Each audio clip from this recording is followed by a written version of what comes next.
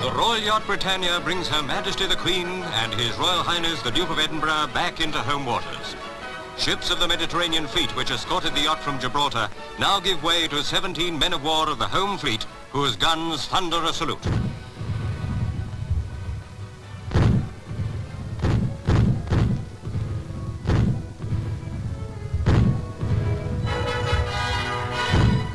In a message to the home fleet, Her Majesty describes their meeting as a wonderful moment. As the yacht comes abreast of the destroyers and frigates, their crews give 3 cheers, and the Queen, Prince Philip and their children acknowledge the greeting. The battleship Vanguard, flagship of the home fleet, is astern of Britannia as she nears Portsmouth. Here, the crew of the new carrier Centaur wait to hail the Queen.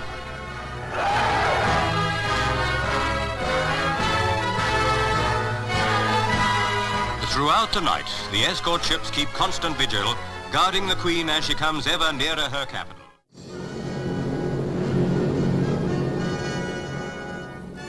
From the shores of Britain went out aircraft to greet this Royal Armada. And it was with the eyes of the home-based Royal Air Force that Britannia was sighted. The message was flashed back to the Royal Navy.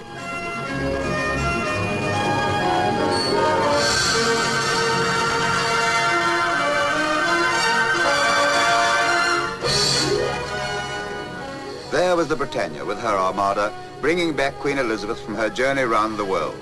That journey from Britain to the Spanish Main, from the Pacific through the Antipodes to the Indian Ocean, to Africa, across the Mediterranean, and along the coasts of Spain.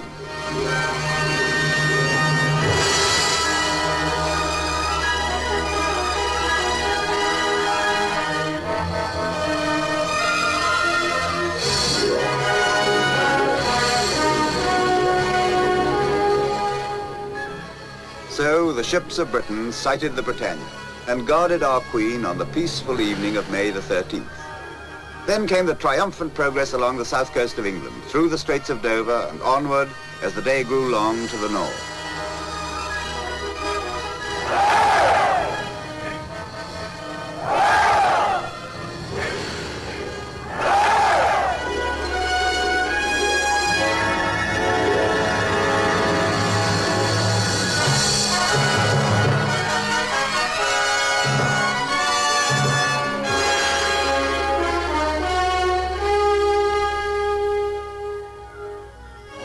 The Nore, where the sea and the Thames are joined. Early morning on the last lap of this journey of 45,000 miles. Aboard the Patricia now, ready and waiting to escort the Britannia along the Thames. Just over 50 miles on Thames Tideway.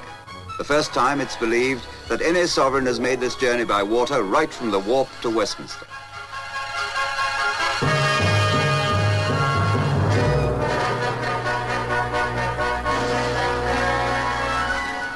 The Duke of Gloucester is aboard the Patricia to lead Britannia into the Pool of London.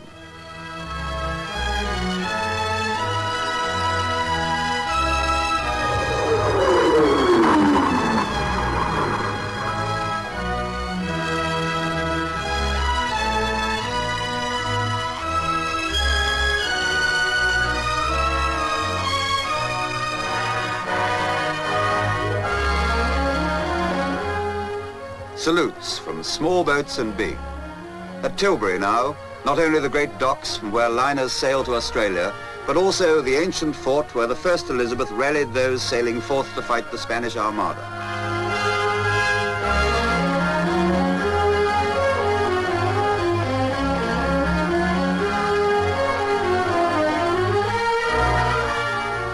Along this tideway too came that other Elizabeth, tonight Sir Francis Drake aboard his ship, the Golden Hind.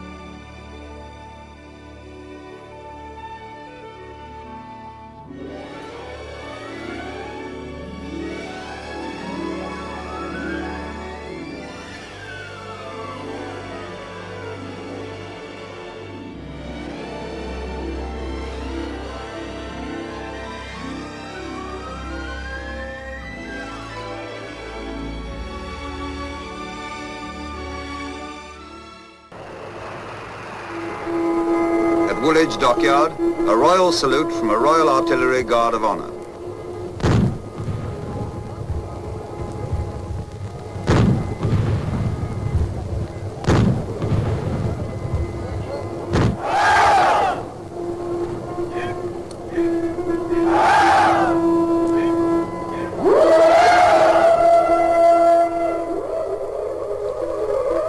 Reach, one of our river reaches with names that come down right from the first Queen Elizabeth.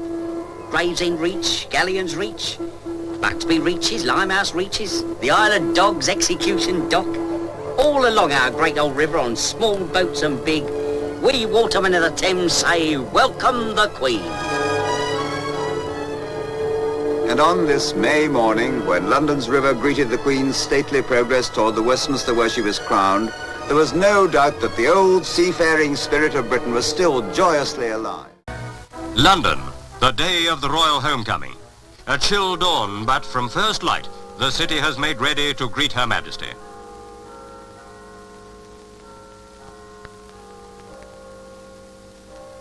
The waiting hours are patiently borne by crowds lining the royal route. Britannia, a brave and stirring sight, moves up the Thames. Quickly, the massive bascules of Tower Bridge are swung upwards as the yacht comes near.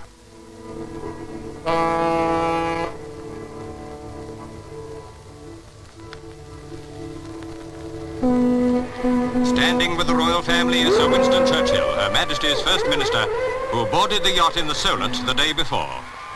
Now Londoners see again for the first time in nearly 6 months the Queen whose charm captivated all who saw her in the most distant lands of her Commonwealth. Britannia passes through Tower Bridge, gateway to the capital.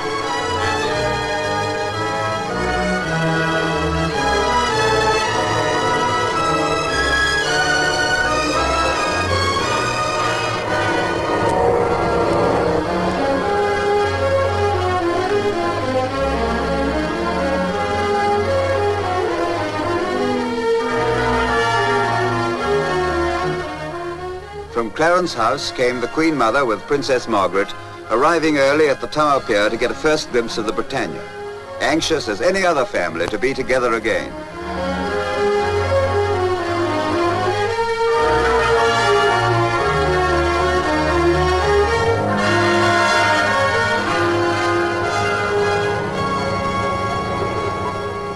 Into the Pool of London, into the heart of this greatest port of this great Commonwealth, sailed the Britannia at the end of her journey. And here was tradition created, for aboard her on this last stage of her journey, a Prime Minister, Sir Winston Churchill, was with the royal family.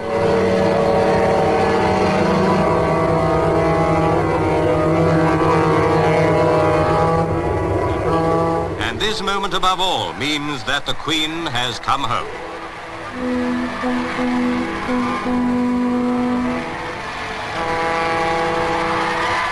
The Queen Mother and Princess Margaret, aboard the launch Nore, move away across river to meet their family again.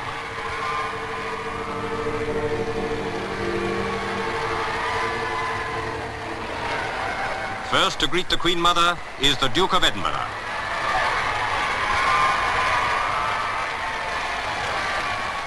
At Westminster, having left the Royal Yacht while the Queen takes lunch, Sir Winston Churchill arrives. He now wears a top hat in place of his yachting cap. With members of the royal family, leading London citizens and representatives of the armed forces, he will welcome the Queen officially when she steps ashore. The royal barge bearing the Queen comes upriver and turns towards the pier. Now follows the climax of Her Majesty's return. The royal journey that took her and Prince Philip 50,000 miles around the world ends under the shadow of Big Ben as Her Majesty sets foot on English soil again.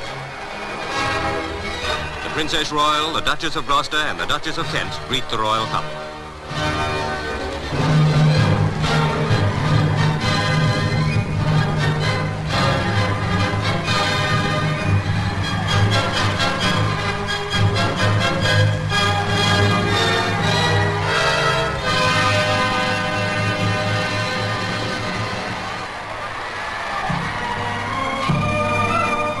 Now the Queen moves forward to inspect the Guard of Honour mounted by the 3rd Battalion, the Grenadier Guards.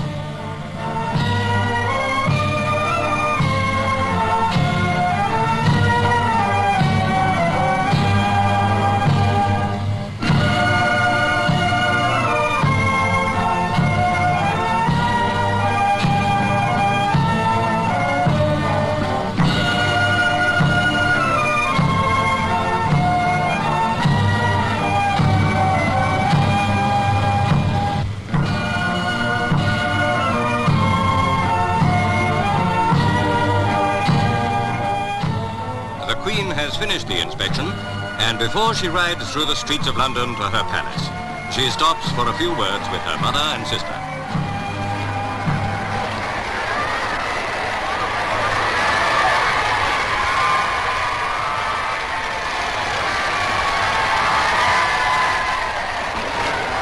To see the sovereign with her family sailing aboard that royal barge, which looked so little but so splendid.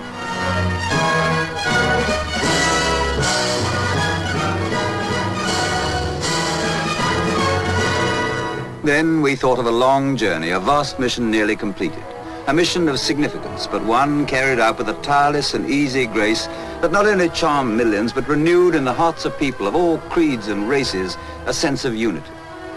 Nearly 500 official engagements, and she never missed one of them. 105 working days planned and worked out to schedule, no matter how exhausting the climate or how strenuous the calls of duty. It was a triumph.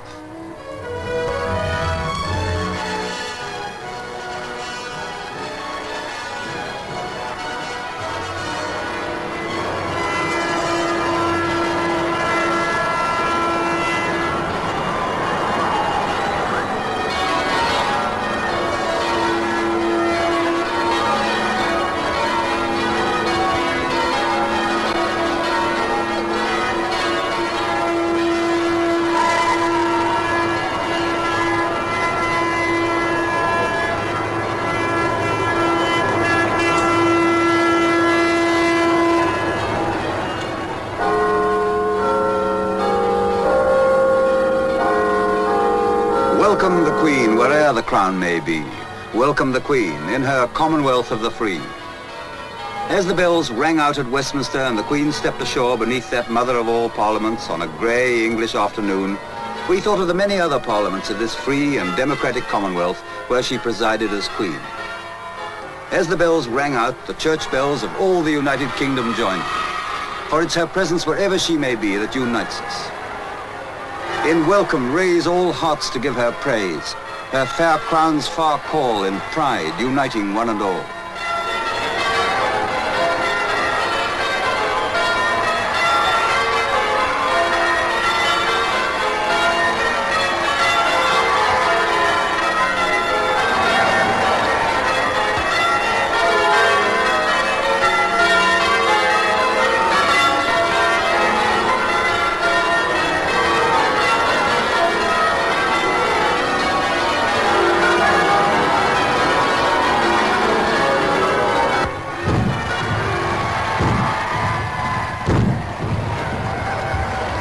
Welcome the Queen, in whose sweet name there thrives such queenly grace, such courage lighting our lives. The royal couple with their children begin the last stage of their journey home.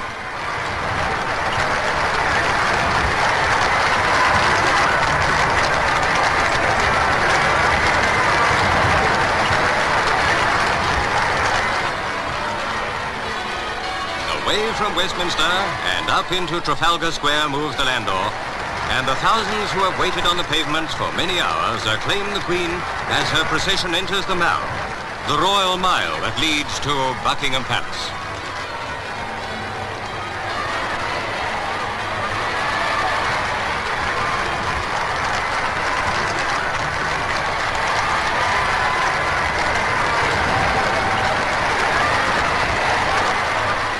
And so the Queen enters the gates of her palace once more, watched by members of her family who had journeyed by another route.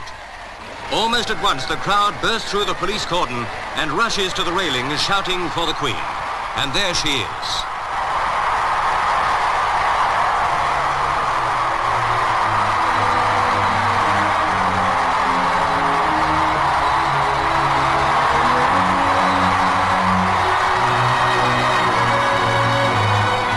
The Duke beckons the Queen Mother and Princess Margaret onto the balcony.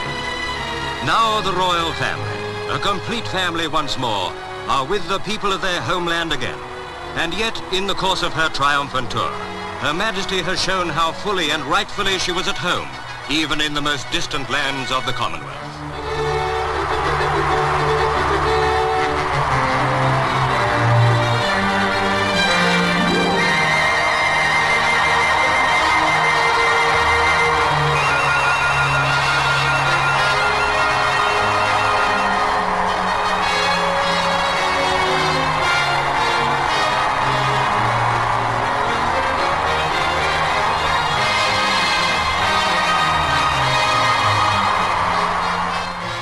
the Queen, her consort and her children, we see the living symbol of the Commonwealth Her Majesty has visited. A family united, constant and unswerving in its duty.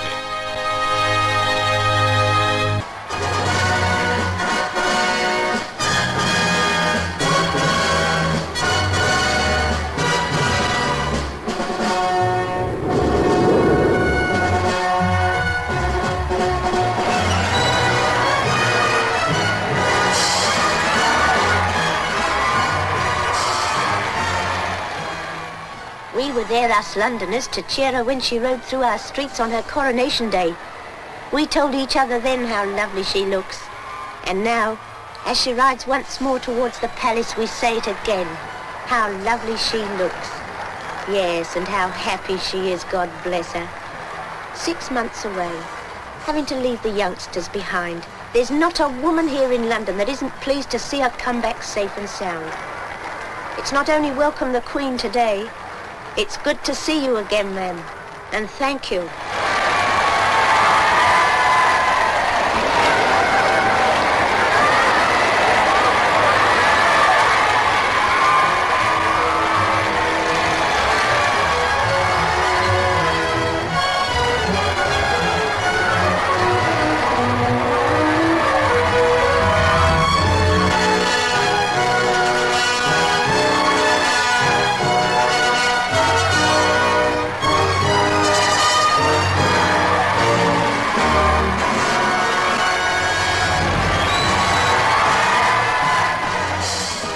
It was a grey May afternoon when, with those children who'd won all hearts, she drove through London to the end of her journey. When we cheered her, we wanted to say thank you, and to Prince Philip, the escort of our sovereign, a nation's gratitude.